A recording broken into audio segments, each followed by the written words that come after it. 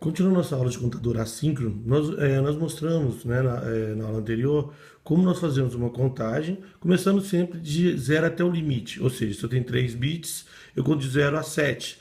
Se eu tenho 15 bits, eu contaria de 0 a 15. E aí ficava repetindo. Se eu tivesse mais 5, eu contaria de 0 a 33. Então, agora a gente vai mostrar como faço uma contagem, iniciando de um número qualquer e parando em um número qualquer. Por exemplo, ao invés de ser de 0 a 7, vamos colocar assim, ó, ele começando em 2, por exemplo, e terminando em 5. Né? Então veja, eu sempre vou olhar o número maior. Como é 5, com 3 bits eu consigo contar 5. Então o início é idêntico. Eu vou fazer, então, são 3 bits, são 3 flip-flops. Então 3 flip-flop. São 3 flip-flop T.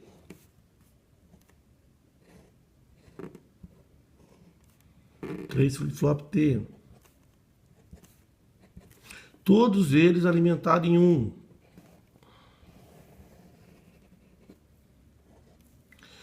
Com clock pela borda decrescente.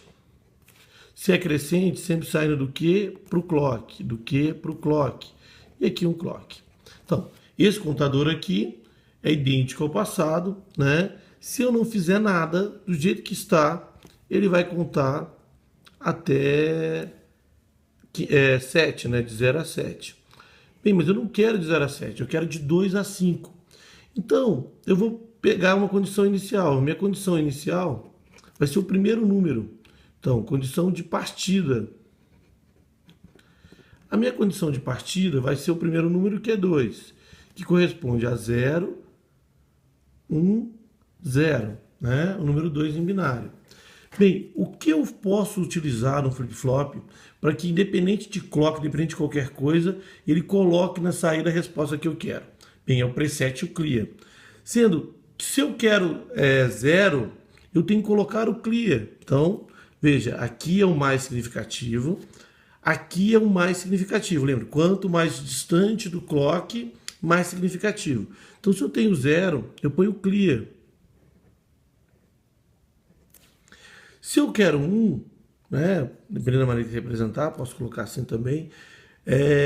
Lembrando que o clear e o preset sempre são acionados na teoria pelo menos em 0. O segundo é 1, então eu coloco preset.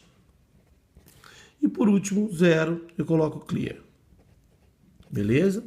Bem, se está tudo ligado, é só puxar aqui agora. Ligar todos. Como eu aciono o clear e o preset? Como eu acabei de dizer, o clear e o preset sempre são acionados em 0. Então veja, eu tenho duas portas que eu posso utilizar aqui. Posso utilizar ou que só tem uma condição que acontece 0, ou eu posso utilizar a NAND. A NAND só quando todas as entradas são 1, que eu tenho 1. Na OU, quando todas as entradas são 0, eu tenho 0. Então veja, qual que é a minha condição de parada? Agora minha condição de parada sempre vai ser 1 depois do último número, porque ele não vai respeitar, né? Então se eu não tivesse colocado aqui, ele colocaria, se eu colocasse, por exemplo, que a condição de parada era 5, o 5 não ia acontecer, porque quando acontecesse 5, ele não esperar o 5 permanecer e já mudaria. Então tem que ser um número depois, para ele contar até 5. Quando ele virar o 6, ele transforma o 6 na condição de partida. Então a minha condição de parada é o número depois, 6, com 3 bits, né? 6 é 1, 1, 0. Então veja, na condição de parada, se eu não usando uma porta OU, eu tenho que colocar sempre 0 para que na condição de parada ela se torne a condição de partida. Eu tenho 1 no mais significativo, mas eu quero 0. Então se o Q tem 1, eu pego o meu Q barrado. Então eu pego o Q barrado e coloco aqui. Olha, eu tenho 1, mas eu não quero 1. Eu tenho que colocar 0. Então eu pego o Q barrado. E no final, o menos significativo eu tenho 0. Eu quero 0, então eu pego o meu QA direto aqui, ó. Pronto. Então, só para a gente deixar muito claro isso, para facilitar o entendimento, Aqui, ó, nesse ponto, eu vejo a minha condição de partida.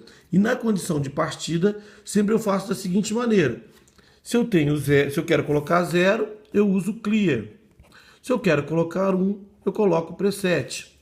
Na condição de parada, aqui é minha condição de parada, né? Isso aqui é a partida. Aqui é a minha condição de parada. Na minha condição de parada, usando a porta OU, funciona da seguinte maneira. Se no meu Q eu tenho 0, eu vou pegar o meu Q. Se no meu Q barrado eu tenho... se no meu Q eu tenho... Deixa eu apagar aqui, né? Se no meu Q eu tenho 1, eu pego o meu Q barrado. Então é só isso. Beleza? Então essa é a maneira que eu faço um contador para ter um início qualquer e um final qualquer, né?